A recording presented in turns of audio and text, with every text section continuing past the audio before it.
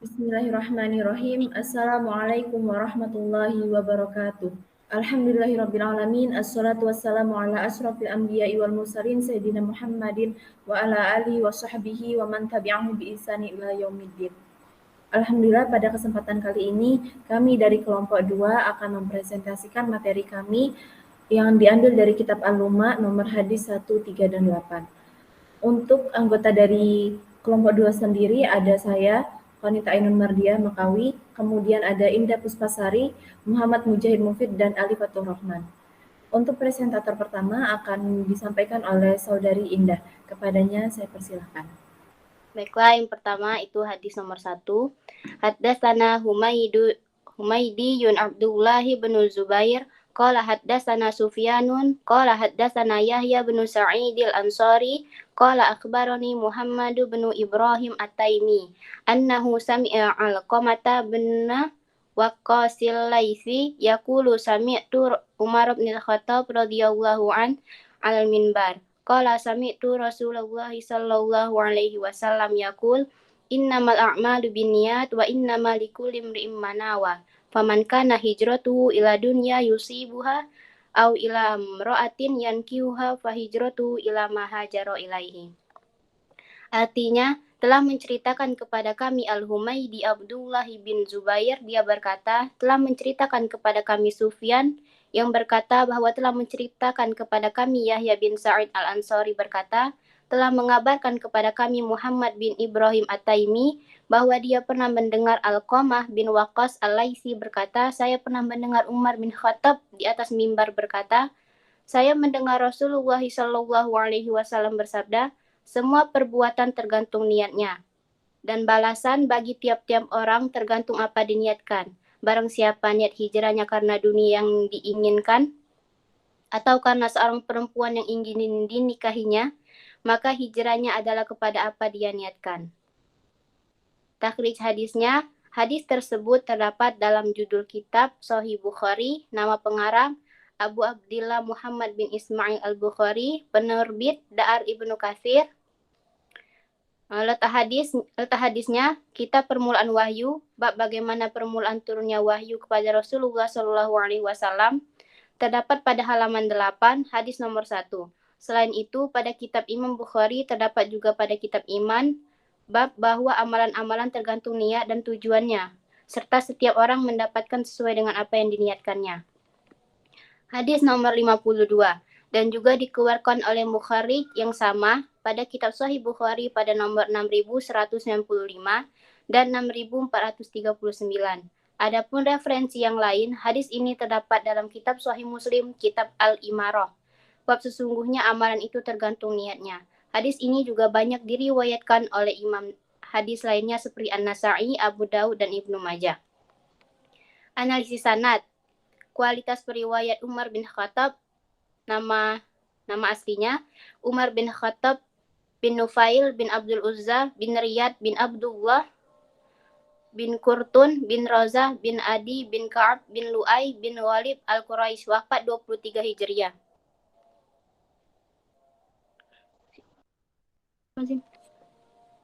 Meriwayatkan dari Nabi Muhammad SAW, Abu Bakar As-Siddiq diriwayatkan darinya oleh Alqamah bin Waqqas, Ibrahim bin Abdurrahman bin Auf, dan lain-lain. Kualitas periwayat sahabat.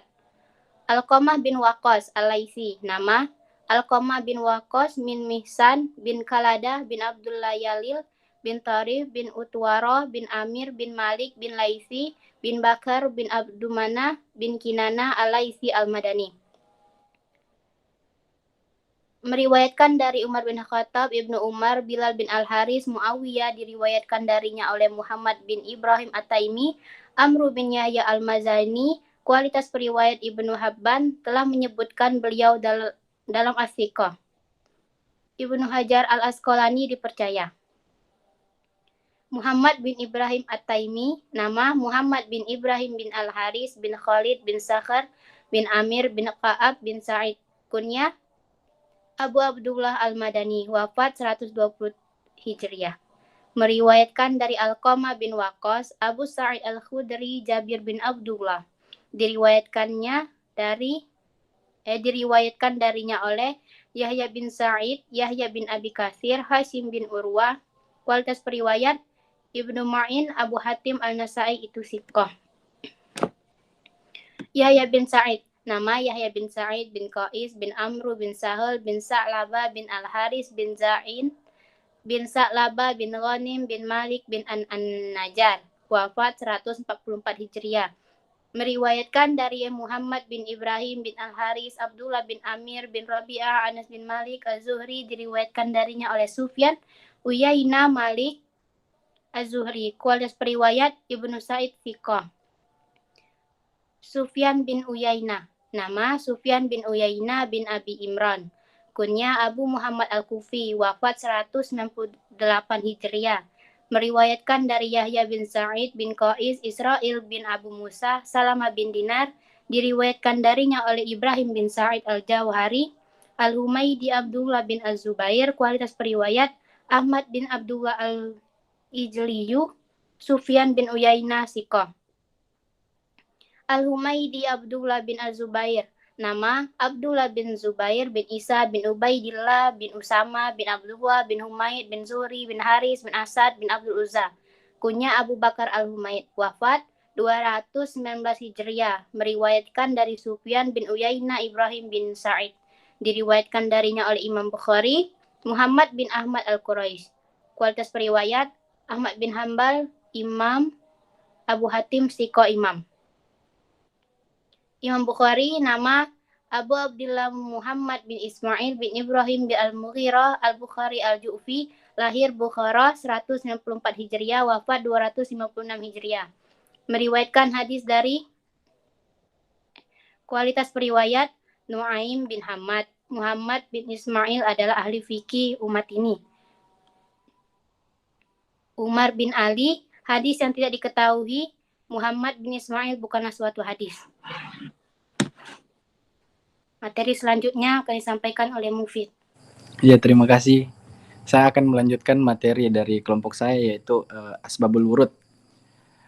Az-Zubair bin Bakar mengatakan dalam Akbar Al-Madinah, Muhammad bin Al-Hasan meriwayatkan kepadaku dari Muhammad bin Talhah bin Abdurrahman dari Musa bin Muhammad bin Ibrahim bin Harith dan ayahnya. Dia mengatakan, ketika Rasulullah datang di Madinah, para sahabatnya sedang sakit di sana. Dan datanglah seorang laki-laki dan menikahi seorang perempuan yang telah berhijrah. Kemudian Rasulullah duduk di atas mimbar dan berkata, wahai manusia, sesungguhnya amal perbuatan itu tergantung dengan niatnya. Beliau mengatakannya 3 kali. Maka barang siapa yang hijrahnya karena Allah dan Rasulnya, maka hijrahnya itu karena Allah dan Rasulnya. Dan barang siapa yang hijrahnya karena dunia yang dicari atau perempuan yang ingin dia pinang, maka hijrahnya adalah kepada apa yang dia berhijrah kepadanya. Kemudian Rasulullah mengatakan kedua tangannya dan berkata, kemudian Rasulullah mengangkat kedua tangannya dan berkata, ya Allah, pindahkanlah wabah ini dari kami sebanyak 3 kali. Maka ketika pagi hari beliau berkata, malam tadi aku didatangi oleh demam. Dia berupa seorang tua yang hitam dengan membawa lubab di kedua tangannya. Maka dia berkata, ini adalah demam. Lalu apa pendapatmu? Aku pun berkata, bawalah ia ke Khim. Nah, yang materi selanjutnya itu yaitu syarah hadis. Nah, syarah hadis itu terbagi menjadi 2. Yang pertama syarah kosakata matan hadis dengan yang kedua syarah matan hadis. Sedangkan dari syarah kosakata matan hadis itu dia terbagi jadi 4. Yang pertama, innamal a'malu binniyat, yaitu sesungguhnya setiap amalan sesuai dengan niat. Setiap pekerjaan atau amalan harus didasari dengan niat. Al-Khawiyi mengatakan seakan-akan Rasulullah memberikan pengertian bahwa niat itu bermacam-macam. Sebagai perbuatan seperti seorang yang melakukan perbuatan dengan memotivasi ingin mendapatkan ridha Allah dan apa yang dijanjikan kepadanya. Aku ingin menjauhkan diri dari ancamannya. Sebagai riwayatnya menggunakan lafaz niat dalam bentuk mufrad atau tunggal dengan alasan bahwa tempat niat adalah dalam hati.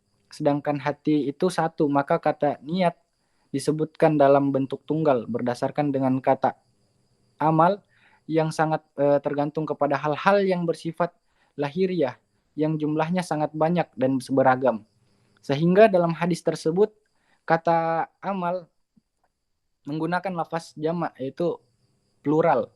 Selain itu niat hanya akan kembali kepada zat yang esa dan tidak ada sekutu baginya. Nah, yang kedua itu hijratuhu atau hijrahnya. Hijrah berasal dari kata hajara yahjuru yang artinya pindah atau meninggalkan. Menurut syariat, hijrah berarti meninggalkan apa yang dilarang oleh Allah Subhanahu wa taala. Adapun dalam Islam, hijrah mempunyai dua pengertian. Pertama itu hijrah adalah pindah dari tempat yang menakutkan ke tempat yang tenang, seperti hijrah ke negeri Habasyah, dan hijrah yang pertama kali yaitu dari Mekah ke Madinah. Nah, yang kedua itu hijrah adalah hijrah atau berpindah dari negeri kafir ke negeri iman, seperti hijrahnya kaum muslimin ke Madinah setelah Rasulullah SAW menetap di sana.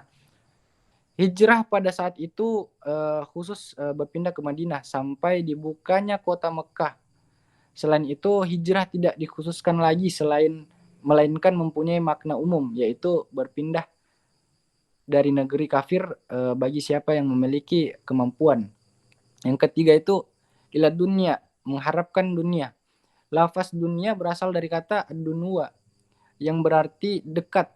Dinamakan demikian karena dunia lebih dahulu daripada akhirat, atau karena dunia sangat dekat dengan kehancuran dan kebinasaan.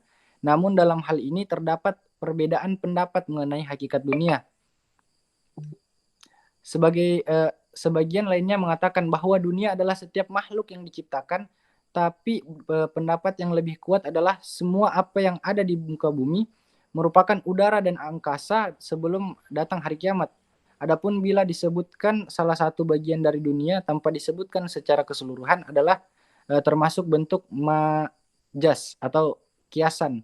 Nah, yang keempat itu imra'atin atau perempuan. Disebutkan kata perempuan secara khusus setelah kata umum atau dunia adalah bentuk menekankan bahwa bahaya dan fitnah yang ditimbulkan oleh perempuan sangat besar. Sebagaimana asbabul wurud hadis ini adalah cerita tentang seorang muslim yang ikut berhijrah dengan maksud ingin mengawini seseorang perempuan. Nah, yang kedua itu, bagian kedua itu yang saya bilang tadi, syarah matan hadis. Pengertiannya itu hadis di atas merupakan hadis tentang setiap amalan tergantung pada niatnya. Asbabul wurud hadis ini adalah dikarenakan pada saat itu terdapat seorang muslim yang ikut berhijrah dengan bermaksud ingin menikahi seorang wanita. Hadis di atas juga memiliki pemahaman bahwa merupakan larangan untuk melakukan sesuatu perbuatan sebelum mengetahui hukumnya secara jelas. Karena suatu pekerjaan yang tidak didasari oleh niat, maka pekerjaan itu akan sia-sia. Dan orang yang melakukan suatu perbuatan dengan tidak mengetahui hukumnya secara jelas, maka niatnya tidak sah. Sedangkan Imam Al-Ghazali menggarisbawahi apabila keinginan untuk memperoleh dunia lebih besar dari keinginannya untuk mendekatkan diri kepada Allah, maka orang itu tidak mendapatkan pahala. Begitu pula apabila terjadi keseimbangan antara keduanya, antara keinginan untuk mendapatkan dunia yang mendekatkan diri kepada Allah, ia tetap tidak mendapatkan pahala. Akan tetapi apabila seorang berniat untuk ibadah dan mencampurnya dengan keinginan selain ibadah yang dapat mengurangi keikhlasannya, maka Abu Ja'far bin Jarir At-Tabari telah menukil perkataan ulama salaf bahwa yang harus menjadi tolak ukur adalah niat, yaitu awal. Apabila ia memulai dengan niat untuk mendekatkan diri kepada Allah, maka perubahan niat tidak menggugurkan pahalanya. Mungkin materi selanjutnya disambung oleh Konita.